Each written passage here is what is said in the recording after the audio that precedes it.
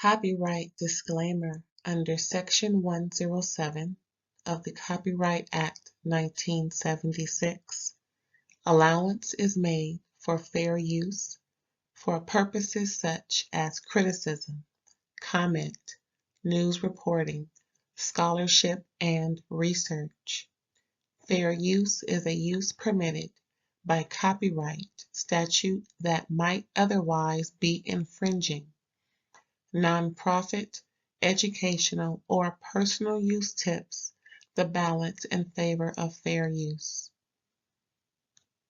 Thank you. Now enjoy the show.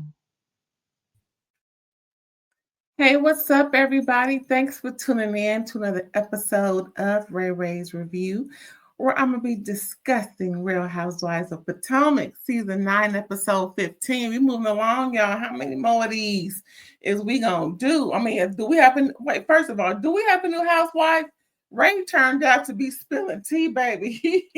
He the one who set it off this episode. This episode was all about Ray and the tea he was spilling, child. Ooh. But let me tell you. Child, listen. Y'all, some of y'all may think Mia is the new, it girl for Potomac. No, she's just full of it, if you know what I'm saying. It's one thing to be the it girl with a whole lot of promise and integrity, but she don't seem like she has any. That Essence article wasn't for nothing. Just saying. Essence.com, go ahead and read it, y'all. Listen. It ain't cute. That's all I'm gonna say. It ain't cute. But anywho, Potomac, it was kind of cute this episode. It was real quick. I don't think my review gonna be long, but who knows, child? Who knows? I may start talking. It starts off with Ashley. Ashley is doing her drag king rehearsals. She connected with one of her drag kings, and pretty much, she's just, getting into, just doing more of her that she wants to do. It's just similar to drag queen style, but she says she wants to get her hair slicked back into more of a she referenced American Psycho, but I don't know if I want to put that up there. But yeah, she really wants to get into her drag king situation. So she was practicing with one of the bigger drag kings down there where she at.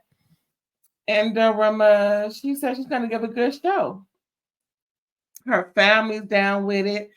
Her mom, Uncle Lump, his girlfriend, her wife, whoever she is, the fam bam. And we're going to see how it turned out. Hopefully it's all good. Just saying, because sometimes Ashley can come off of quite untalented looking. I'm just saying, hey, this is my opinion. It ain't nothing got to do with drag king, drag queen stuff. It's just Ashley, period. She don't seem that talented. I mean, she can hold a note or two, but I don't know, Ashley. I don't know. Anyway, here we see Keirna. She is pretty much hosting Gizzhell, and she got her business going on. She's talking to one of her clients and everything. She's welcoming in the ladies to come in and pretty much, give a little something. And Gizzhell comes in. Now, Gizzhell says she's known Keirna for quite some time. Years, that is. And I'm like, well, why didn't she come to her? I could have swore she blamed Keirna for being a part of that melee. I mean, I haven't seen her come to Keirna's defense as of anything, but in this episode, now correct me if I'm wrong, but I have yet to see Gizzhell have any support for Keirna until now. So anyway, Wendy comes through, right? And Wendy's on the phone because she got a flat tire, child. Like, what's going on? She got this flat tire carrying on, and so she on the phone trying to see about it. And the way she handled this, it was so, what you mean I don't have any coverage? put the coverage back on. Yeah, I need my tire fixed. How are you driving a Range Rover and not have any coverage, let alone not know that your coverage expired? So, help me understand that. What's really going on? Listen, we don't need no more what do you call it? Oops, I did it again moments like me and Karen on, and maybe Ashley. Wendy, you are too smart and too accomplished and too supposedly on the ball, or is this all a something fake for us? Because I'm just saying, this don't sound like somebody who's responsible. Just saying. Just saying. What's next on the list, child? Now, Gizzhell and what's her name? Keirna. They're talking more so, and apparently, Keirna has a little issue with Greg to where he wants her to have more roles at the Gizzhell, right? He's just finding it hard for her. Well, he's settling into this new housewife role of hers because it takes away from him. And there was something interesting that she mentioned, that he doesn't want her to hyphenate her name. He's very, traditional, and he wants her to, to have his last name. Now, legally, I would, but business-wise, I would keep it how it is, because that's how people know her. And to change it midstream will just be confusing to people, and it will cause a strain on her business, in my opinion. So she needs to keep her business separate. And yeah, go ahead and change your name, girl. It's all good. Unless she has some business, something else that she needs. I don't know, but I haven't seen anything that would say that she would, legally need to change her last name. I mean, that she couldn't change her last name. I mean, because all of her products said Stewart. So, I mean, or whatever her last name is. So, girl, just change your last name to his last name. That's fine. But your business keeps separate. That's my opinion. If you're listening, watching and listen. If anybody know Karen Stewart, let her know, girl. Keep your last name. I mean, take his last name and then keep your name on your business the way it is. Because your business is going to sustain you while he's doing his thing. Just saying. What else is going on? I'm sorry for yawning, y'all. Ooh, had a long day. What else is going on? Like I said, that was it. That was it. Talking about Karen losing weight, and she's stressing. Yeah, that's what happens when you lose weight. You stress out. Now, just because what's her name, Gizzhell, you stay thicker than 8 Snickers. Not 8 Snickers. Since you as thick as a king size Snicker, don't mean that Karen can't be thinner. It is what it is. But Karen pretty much alluded to Karen being on Ozempic. Child, are we gonna find out Karen is on that stuff? I don't know, child. Are we? Oh no. Anyway, the next scene, G, Gordon, and Ray, the old dudes of the show. Yes, they are talking, getting to know each other a little more. I love how they talk to each other because they know what to say, and they're so business minded that they're not sounding as if they're giving up too much, from my understanding, Karen kind of mentioned, I'm gonna see if I can get this straight, trying to make sure that, I may have it wrong, but I'm gonna say it how I remember it, just I love, see, that maybe why I'm attracted to older me. I'm just saying, but anyway. Yeah, so G and Gordon is talking, they having a good old time, and G is giving up some info. He's like, listen, that whole situation with me going to get my kids, as Ray, brought it up, was listen. Again, I may have it wrong, but Karen explained to me that that you were going to get your kids, but I don't see why, if they're your kids, I don't see why that would be a problem. And G was like, of course, and just like I said in my review, hey, listen, G confirmed what I said in my review 2 reviews ago. He wasn't in agreement with who Mia had as the new nanny. He took them to their usual and customary nanny, unmanic. Hello. He didn't want to feel like Ink was going to take care of him. And that's his right. And it is what it is. Mia can't just dictate.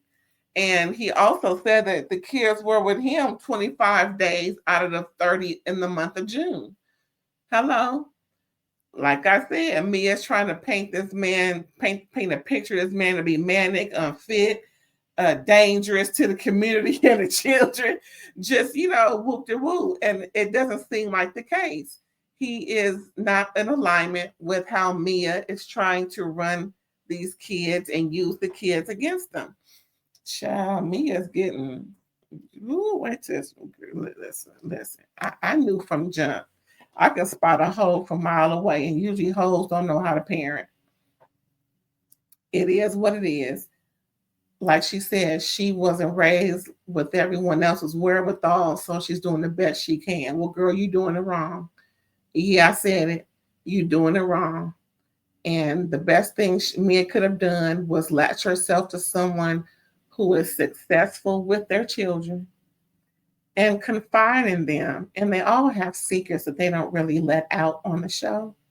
I'm sure they would have kept that secret.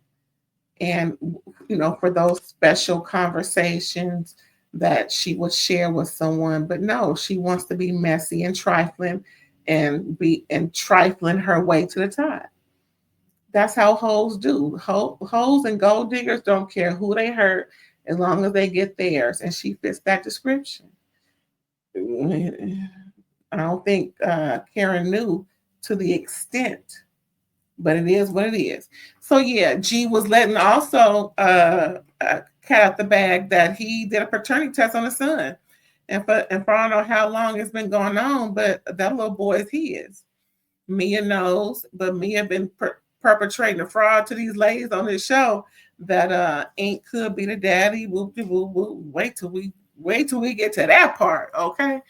And G was just like, I'm sick of this bitch.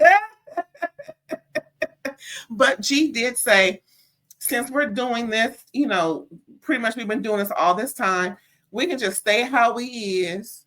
You do you, me do me. We make sure we keep the kids, where they supposed to be, and there's no need for a divorce. Oh, really? Well, child, there is a need because Mia's trying to. Child, anyway, so that was pretty much it. They had some good food. I didn't get a picture of it, but they had some real good shrimp and grits. But G didn't really eat his food. Maybe he on Ozempic too. Anywho, what else going on with G and them? That was pretty much it. Yeah, baby. G got that paternity. He was like, So next we got Stacey. She going to see an attorney. She just wants to hear all of her options because she's trusting. So far, they've done, her and her current soon-to-be ex-husband, they've done some mediation. She told this attorney that she trusts that her husband will continue what he said and do as far as taking care of Arabella like he has been without any help from her. So she's not asking for child support, but she's asking for alimony. Like, girl, what makes you think he's going to take care of you? Wait a minute. She's delusional. Now, again, what she says could all be true. He could continue to take care of Arabella without a court telling him to do so. He could give her alimony, but that'll be under a court order. but he's moving out. So the fact that he's moving out and the fact that you had already had your space so that he can be there with Arabella, something's not adding up in the mix. It's like there's something that she forgot to mention. So the story is he's moving out in the next day or two. She's looking into an attorney to know all of her options. So if she didn't feel a certain way, why would she have to go to an attorney to see all of her options if she only had pretty much one option that was, confirmed? Anyway, so she wants alimony, but she doesn't want child support to be in the divorce paperwork.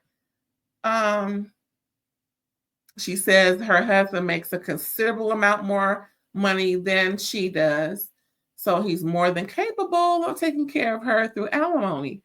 Girl, you have a man that you've had. I don't know.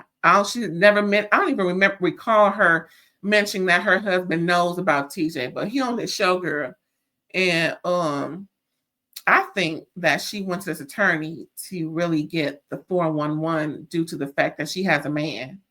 So she wants stuff in writing. I mean, listen. Divorces and weddings change people. And that's that on that. No, weddings, divorces, and funerals change people. These three things are heart-wrenching for everybody. They are emotionally taxing for everybody. And sometimes emotional intelligence go out the window on all three events. Semicolon, however, comma. It is imperative that you get everything in writing from the rooter to the tutor until the last day that you feel as though Arabella should be taken care of by him, and the last day that you feel as though the last day he should be taking care of you. I'm just saying. I mean, listen. I can guarantee as soon as he know you got a man, all men expect the next man to take care of you. And if he can't, then that's not his problem. So, girl, you better put that stuff in writing like she tried to do with that alimony mess. What else did she say? Girl, bye. That was it. So next we see Gizzhell. She's taking her daughters school shopping, college shopping. They were like pointing out things here and there, and they were like, like right there. That's like, well, how about this? She was looking at the price. Oh, no, we're going to the next spot. This costs too much. That's right. I don't care how long I've been on this show. I don't care what's going on. It's too much. It's too much. So yeah, they're just, shooting the ish about stuff and just going over some stuff. And then she briefly mentioned her dad's will is still being contested. And we're going to find out more, I guess. I mean, we're on episode 15. Girl, how much longer it's going to take for you to give us the intel on this stuff with your daddy? Anyway, we back with Stacey, y'all. Her and TJ, they're having a cute little date and everything, lovey-dovey, yada, yada. And they're just, he's asking her about the divorce, and she's letting him know that, everything is moving. He has some demands. He wants to come to the house now that she said the soon-to-be ex-husband is moving out. She doesn't feel it's a good idea because she doesn't want him to meet Arabella yet. It's too soon, which is good. I think that she should wait until after her divorce is final for her to introduce her daughter to her new boyfriend. Not like everybody else who moving folks in before the divorce starts. Child. And he also said he wants her to tell her soon-to-be ex-husband about him. You may want to stay in the closet, so to speak. You may just want to, you may want to wait until the show come out. Because the fact that she's filming with him, he should think about that. I'm pretty sure they had a conversation about her, keeping him on the low while they're going through divorce proceedings. I don't think that part should have been said by him, considering he's on the show. And listen, 15 weeks ago, maybe 16, 17 weeks ago, previews and carrying on first episode, we knew that she was her boo. So he's known for the good. Well, that's 4 weeks in a month. 15 divided by 4. What's that? Almost 4. Yeah, so about 5 months, between 5 and 6 months ago, he knew you existed. So you can wait a little longer, TJ. But I don't think it's imperative that she tell her soon-to-be ex. But then again, we don't know everything because she hasn't shared everything about her soon-to-be ex-husband knowing about TJ. But yeah, so he pretty much cried, let her know that he cares really deeply about her and that he sees him with her for the long haul. And she's, really, enamored by it. She is in love with him. But now, I know it's a try for me to say, but if they could have sealed that deal with some intercourse, that would have been perfect, though. I'm just saying. But it's all good. It's all good. They ain't got to. They can just kiss and pet, maybe, do some dry humping, whatever the case. I'm pretty sure they have already. Don't do nothing else, y'all. You don't want to break no rules. Anyway, what's next, child? This right here was a humdinger for me. Like I said, Ray was an MVP this episode. As you see, Ray is sipping because he about to spill some fucking tea. He was like, bitch, sit down. We got something to talk about. He's like, bitch, you want to sit down. I don't care about no short dress. Sit down. Because before this, he commented on, you've been wearing a lot of short dresses. Like, she's like, yeah, it's just for you. He said, oh, really? She's like, yes. And then she said that in her confessional, that's how she lets Ray know that she's, feeling frisky. So he should go ahead and make that move. Girl, if you don't tell that man something to stop making him think, listen, he ain't 20. He ain't 25. He what, 80? Girl, he look 90. Just saying. Girl, just be real explicit with that man. Let him know. Look, Ray, listen. I'm ready to get it on. How you feeling? I'm just saying. You stop throwing out hints. Because y'all been in this, 30 years or more? I don't know how long y'all been together, but child, let that man know already. He may forget. I'm just saying. Because as you get older, the memory leaves. I'm just saying. He may. Anyway, at this juncture in the scene, he was sipping like, bitch, I got some tea. Gordon told me some ish. I'm sure you want to take back to the ladies. And Karen was like, what? Ooh, tell me. So Ray was telling Karen what she said, right? And he was like, well, I met with Gordon and he told me some very interesting things about their relationship and how there is no divorce. And Karen was like, bitch, what? She was like, what you say? Yeah, he was like, it doesn't seem like, there is a divorce moving forward. There seemed to have been a stoppage of sorts, and how when he went to get his kids, it wasn't that he was, feeling in a hostile way, more so that he didn't feel as though changing nannies was appropriate. And so he took the kids where they always take them, and he tested the boy, and the boy came out to be his. And Karen was like, bitch, what? What you say? Ray was like, you heard what the fuck I said. Like, you heard what I said. Karen was like, so really? So, okay. So I guess, we got something to talk about when I see the ladies again. Yes, you do, Heifer. Yes, you do. OMG. So, yeah. So they all pretty much in that scene. So the next scene, of course, is Ashley's event. She's getting ready. She's taking shots and everything, trying to loosen up for the thing. She don't want to forget her lines. But then again, girl, we don't care about that. We want to hear the tea. We trying to figure out what's going on. So as soon as the ladies get there, they're talking about some things and how they're concerned about Karen getting thin. And Karen did say, well, a lot of her family is diabetic. She's pre-diabetic. And she was taking whatever the main ingredient in Ozempic. Everybody was like, okay, so that's Ozempic. That's the main ingredient. So you know how people do. You know how them heifers do. And she was like, yes, if that's what you want to call it, yes. And maybe, I have been feeling a little odd, but for the most part, I am fine. Yada, yada, yada. So then Karen, pulls Gizzhell aside, said, girl, wait. Raiden told me everything, bitch. So pretty much she relayed everything to Gizzhell that Gizzhell told. No, Karen told Gizzhell everything Ray told her at the house. He's spilling all the tea on the so-called pending divorce, the nanny situation, and also the paternity situation. Everything Mia been talking about is pretty much obliterated by G. So when Karen confronts, pretty much they all get back together.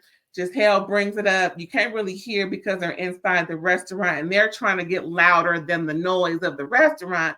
And it doesn't sound good, don't look good. So they all go outside, right? And the next thing you know, you see her face.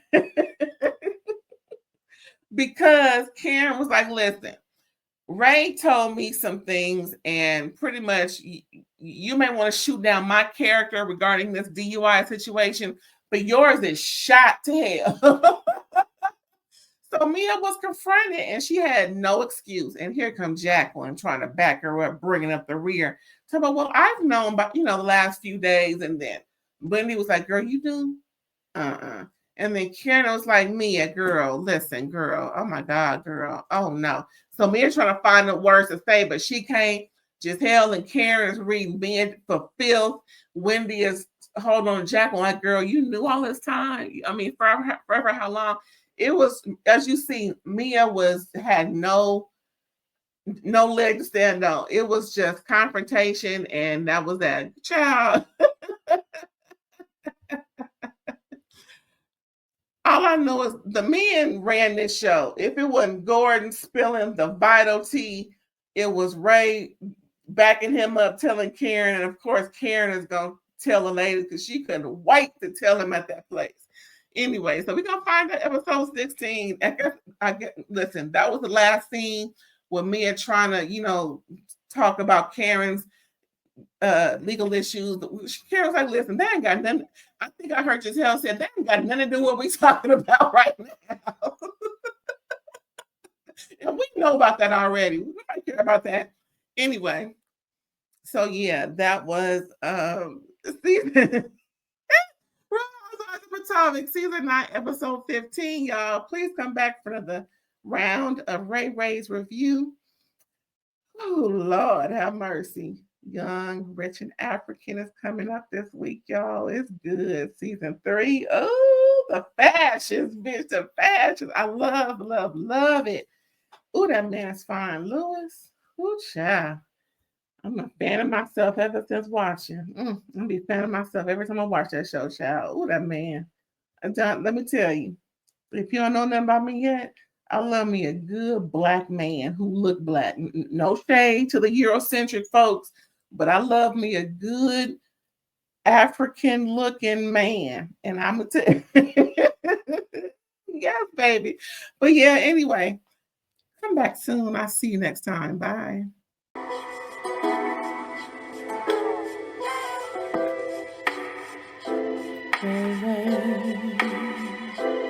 All day.